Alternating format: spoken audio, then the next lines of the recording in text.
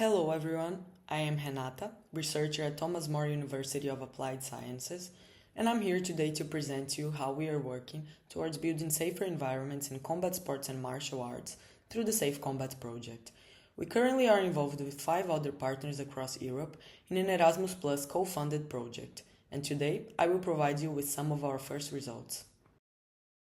To provide you with an overview of our project, you can see here our key goals. First, we aim at improving the safety and well-being of athletes in combat sports and martial arts. Our goal is to develop and implement a safeguarding code for these disciplines, a massive online open course to enforce the implementation of the code, and we also will provide certifications for clubs. Through all of this, we hope to raise awareness on the importance of safeguarding. In order to achieve these goals, we started with scientific research that is the basis of our project. In this presentation, we will be focusing on the literature review. Before presenting you with the findings, here is a bit of background. Our scope was limited to 3 main areas within combat sports and martial arts. First, conceptual issues. Second, the nature and prevalence of the different types of interpersonal violence and safeguarding concerns in combat sports and martial arts. And third, international and evidence-based programs and policies to prevent and address interpersonal violence and safeguarding concerns within combat sports and martial arts. For our methodology, we conducted a scoping review in which we looked for published articles in peer-reviewed journals, academic books, and official reports within 3 databases: Web of Science, Scopus, and PubMed. Using a search string that we developed together with our partners, a total of 2,055 articles were identified and imported to the Ryan software for screening. After removing 277 duplicates, 1,778 records remained for title and abstract screening.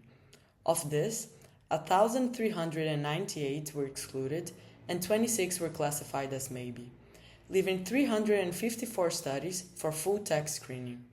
Following this, 301 articles were excluded and 9 were classified as maybe. These remaining 9 maybe articles were further assessed, resulting in the exclusion of 7. Ultimately, 46 studies were included in the review.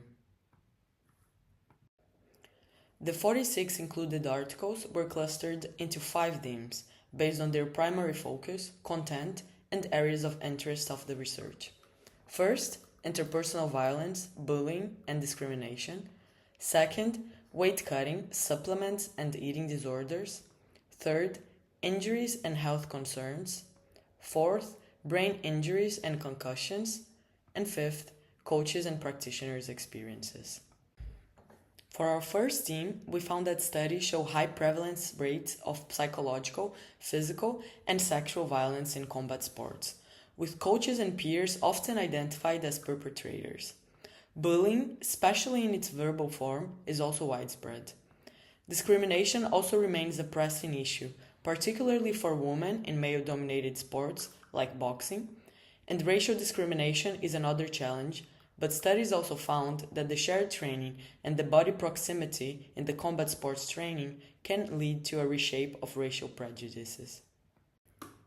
Weight cutting is extremely common and sometimes seen as part of the fighter mentality. Athletes often use risky methods such as diuretic use, laxative use, and induced vomiting to achieve the desired weight. These practices are linked to physical health issues like kidney issues, psychological strain, and higher rates of eating disorders, particularly among women. Supplement use without medical guidance is another issue, especially because most athletes reported relying on non-expert guidance, raising concerns about the safety of the information they have, particularly when it comes to banned substances and potential interactions with other substances. Our third theme is related to injuries and health concerns. Injury risk is inherently high in combat sports, with many occurring not just in competition, but during training. Factors like training load, especially when combined with rapid weight cutting, insufficient recovery, and lack of protective equipment, contribute significantly. Prevention strategies highlighted in the literature include conditioning programs, better coach education, and stricter adherence to recovery protocols. Within this theme, we can also find other health concerns, such as those related to skin infection transmission, which can happen due to close contact and shared mat that has been infected. Head trauma is another major concern due to the striking nature of many combat sports. Combined with the fighter mentality, this can make athletes feel a need to negotiate with the pain when many times they should seek help. This fighter mentality, combined with misunderstandings about concussion symptoms, often lead to underreporting. Studies also emphasize that children are particularly vulnerable. Some authors even consider repeated head trauma as a form of abuse in youth.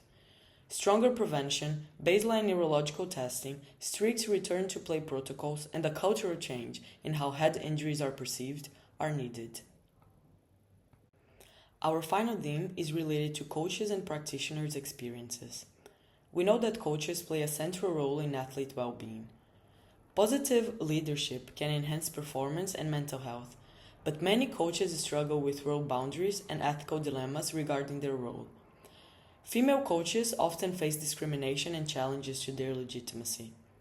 For practitioners, martial arts can bring psychological benefits such as confidence and self-regulation, but overtraining and external pressures can reduce overall well-being. Based on the 46 studies we reviewed, we propose several key recommendations for safeguarding in combat sports. First, from a top-down perspective, we recommend adopting an umbrella definition of safeguarding that encompasses interpersonal violence, injuries, concussions, and weight-cutting risks. Second, policies must be age and gender sensitive, especially when it comes to children and mixed-gender training environments.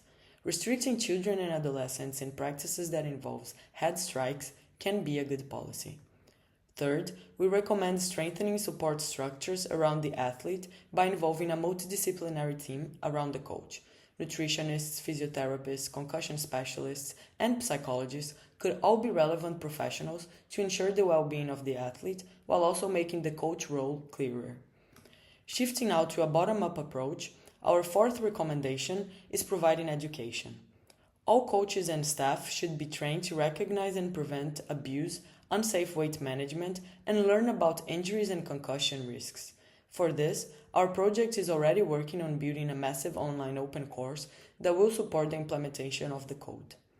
Our final recommendation is to include athletes' voices in the decisions made in the club, for instance through seminars, reporting channels, and feedback mechanisms.